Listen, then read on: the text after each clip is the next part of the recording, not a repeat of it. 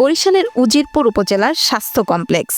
উপজেলার স্বাস্থ্যসেবা অনেকাংশে নির্ভর করে যেখানে। এবার সেই স্বাস্থ্য কমপ্লেক্স ঘিরে একের পর এক উঠছে নানা অভিযোগ। বলা হচ্ছে সরকারি সেবা প্রদানেও নানা অজুহাতে নেওয়া হচ্ছে টাকা। এমন অভিযোগের প্রমাণস্বরূপ একটি ভিডিও এনটিভি অনলাইনের উজিরপুর প্রতিনিধির কাছে পৌঁছে। সেই ভিডিওতে দেখা যায় স্বাস্থ্য কমপ্লেক্সের ওয়ার্ড বয় নাজমুল হুদা মাস্ক পরে জরুরি সেবা কক্ষে 100 টাকার কয়েকটি নোট নিয়ে তার মানি ব্যাগে রাখছেন। অভিযোগকারী নাম প্রকাশ না করার শর্তে বলেন, সপ্তাহখানেক আগে তার বাবার মাথা ফেটে গেলে তিনি তার বাবাকে নিয়ে সেখানে যান। সে সময় মাথার উপরে 3টি ও পেছনে একটি সেলাই দিতে 300 টাকা দিতে বাধ্য হন তিনি। সেই চিত্রই তিনি গোপনে ধারণ করেছেন। যখন ব্যান্ডেজ করবে তখন আমাদের কাছ থেকে তারা 600 টাকা চায়।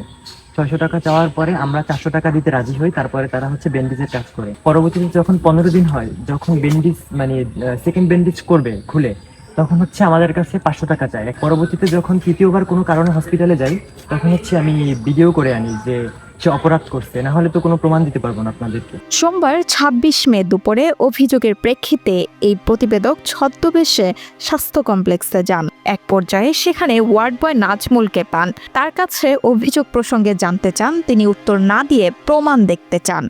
সরকারি হাসপাতালে ব্যান্ডেজ করার পর টাকা নেন, আমার কাছে প্রমাণ আছে, এটা প্রমাণ দেখান। এক পর্যায়ে প্রতিনিধিকে চিনে ফেললে তাকে চাঁদাবাজি ও নারী কেলেঙ্কারির অভিযোগ দেওয়া হবে বলে হুমকি দেন। পরে প্রতিনিধি সেখান থেকে দ্রুত বেরিয়ে আসেন।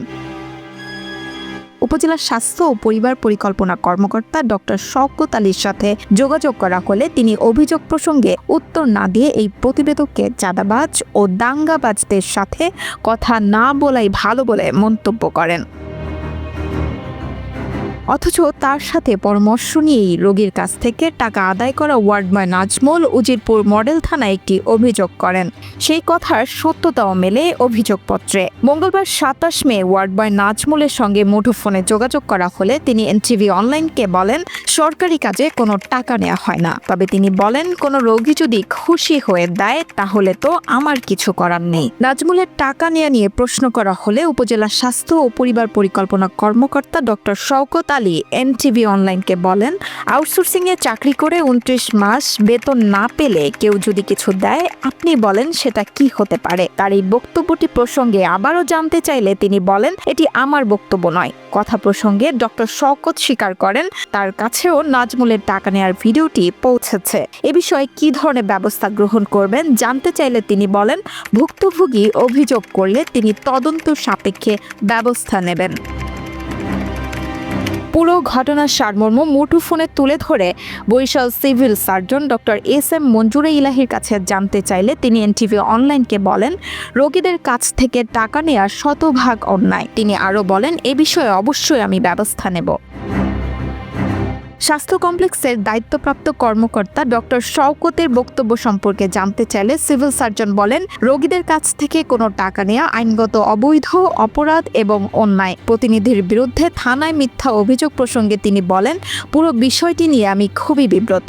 আমি কথা দিতে পারি, এ বিষয়ে আমি অবশ্যই বিধি মোতাবেক ব্যবস্থা নেব। এর আগে এই হাসপাতাল নিয়ে 12 মে বরিশাল উজিরপুর উপজেলা স্বাস্থ্য কমপ্লেক্সের অনিয়মে অতিষ্ঠ রোগীরা শিরোনামে সচিত্র প্রতিবেদন করতে গেলে চিকিৎসা নিতে আসা রোগীরা হাসপাতালটির নানা অনিয়মের কথা তুলে ধরেন।